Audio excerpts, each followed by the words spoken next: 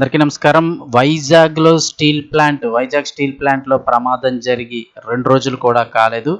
మళ్ళీ అలాంటి ప్రమాదమే చోటు చేసుకుంది. ఈసారి ఎట్టి పరిస్థితుల్లోనూ చాలా జాగ్రత్తగా ఉంటూ అధికారుల చర్యలు, విచారణలకు ఇవన్నీ ఆదేశించడం ఇవన్నీ కూడా మామూలే. అయితే మరో షాకింగ్ ఘటన ఏంటంటే కొద్దిసేపటి క్రితం వైజాగ్ స్టీల్ ప్లాంట్లో మళ్ళీ ప్రమాదం చోటు చేసుకుంది. విషయం ఏంటని చూస్తే విశాఖ స్టీల్ ప్లాంట్లో మరో ప్రమాదం జరిగింది. ప్లాంట్లోని SMS-1 TBPలో ల్యాడిల్కి రంధ్రం పడి ఉక్కు ద్రవం అంతా కూడా కింద పడిపోయింది.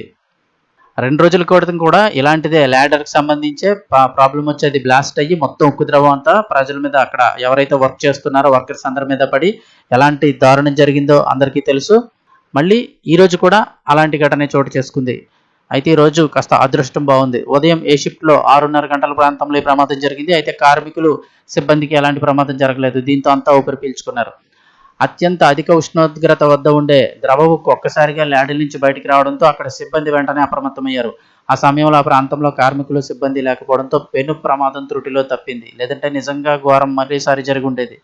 ఈ ఘటన అనంతరం ప్లాంటు, భద్రతా సిబ్బంది, సాంకేతిక నిపుణులు ఘటనా స్థలికి చేరుకొని పరిస్థితిని అదుపులోకి తీసుకొచ్చారు. అయితే ద్రవ ఉక్కు లీకేజీ కారణాలపై విచారణ చేపట్టినట్లు తెలిసింది.